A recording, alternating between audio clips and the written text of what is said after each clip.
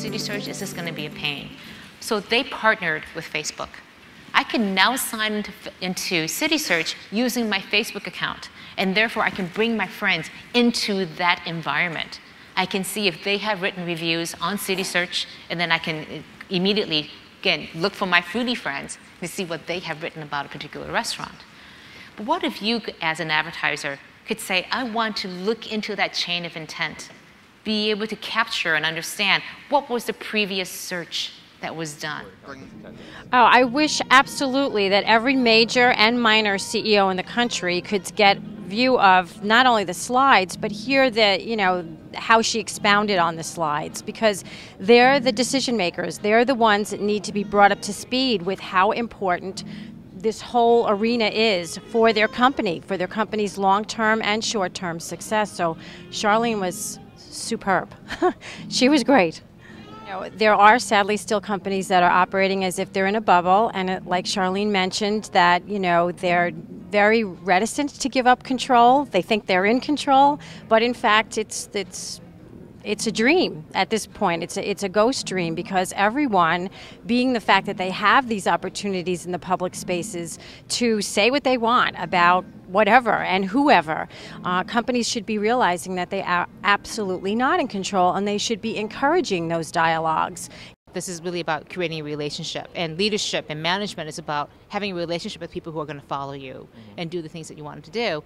It's not about controlling them and making them do something. You can't make anyone do it. They have to want to do it. Right. So how do you do that? Well, you can have trusted relationships, you can have covenants, agreements, structures, processes, but in the end, you don't control it.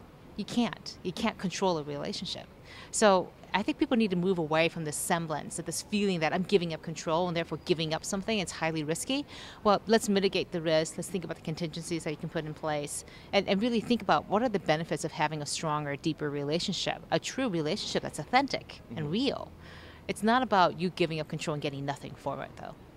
So, for example, I work with a client that has a network of 80,000 members, and prior to using social media, there really wasn't an effective outlet for them. So now we've created a Facebook fan page, Twitter, a YouTube channel, and we encourage the conversations to happen online. We encourage the interaction. We give them things to talk about, but at the same time, we're listening to what they're saying and we're responding to what they're saying, and it's really laying the foundation of watching what's happening within our network and then with potential people that want to be part of the network. So it just opens up an engagement that was never possible before. The pyramid has 5 sections to it. The bottom one is people who are watching and engaging with you that way. So they're listening to your podcast or reading your blogs. They're going onto Facebook and reading things there, maybe following you on Twitter.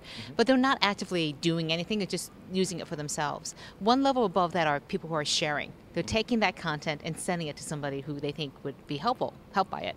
So it could be as simple as copying and pasting that URL into an email, but more frequently it's taking something, forwarding it to somebody on Facebook. It could be at the end of a YouTube video saying, share this with somebody, using those tools, or finding an article and saying, hey, I'm going to send this to somebody, or tweet it, or dig it. So one level above that are commenters. People who are writing short comments, a rating or review of a product or service that you may be offering. They may be writing a comment on your post on a blog, or even participating in discussion groups. One level above that are producers, people who create content for a very specific audience. So I have a blog, and I write to people who are interested in emerging technologies and business. They're not going to be interested in coming to see me talk about my family vacation. So it's a very specific audience. Yeah. And then at the top are the smallest part of the triangle, the apex of it, are the curators. People who are moderating your forums, maybe editing your wikis. These could be your employees, but they could also be your most passionate fans, the people who are really deeply engaged with you, so they do all that extra work. Now, to your point, most companies say, wow, I really want those people who are highly engaged at the very top of the pyramid, because those are the influencers. They're the ones who are, really small numbers, but highly lucrative and very valuable to me. My feeling is you need to start at the bottom, really developing a strong base of people who are watching your content, really just absorbing it, consuming it, and then taking that first step of sharing it with other people. Because if you don't have that foundation, then it's very hard to build a culture around commenting and producing content for these people if they're not there. Right. So I think most brands try to go for the very top without building that firm foundation. And you've got to start at the bottom. have a really strong base of content that you're producing for people that's very socially oriented, and then making it really easy for people to share that content with each other. It could be a white paper on your site. Do you say just download it? Do you say share it with other people? It could just be as simple as that. Small businesses are, it's taking them a little bit of time, but they're definitely rounding the corner, seeing that every single person in their organization is in fact a marketer. From the person that's the receptionist to the person in the mailroom, because of the fact that everyone can be a publisher, because of the fact that everyone is able to voice their opinion in massively public spaces, it's really important to get those people on board, to train them properly so that they can be in fact an advocate as well as an apostle, so to speak, of spreading the good news about that particular company. If you don't have that, how can you trade it off against doing more advertising on display or search or events, whatever it is? And it seemed to me that like giving up control and having a better metric space weren't mutually exclusive in the worldview that you were pushing out there.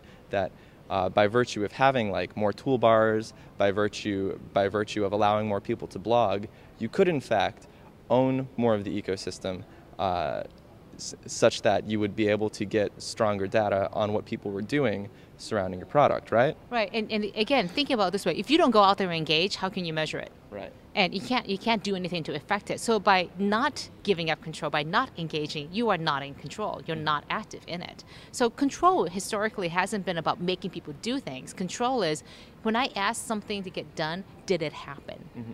So that's where the data part becomes very important. If you go out there and you expect that certain things are going to happen, if you do certain activities, I push this, something's going to come out of it. If I tweet something, people will go to that site. Did it work? Right. And was that more effective than search? You made a point earlier that this is expensive, and it should be expensive. It doesn't have to be. Mm-hmm. It really doesn't. I mean, to set up a Twitter account costs nothing. Yeah. I mean, how much time does it take somebody to actually manage a Twitter account? Hopefully not their entire day. Okay. It shouldn't be. It should be just part of the things that they're doing for their job. If it's not actually helping them get their job done, whatever that job is, then you should probably stop it. But you won't know if it's working or not unless you measure it.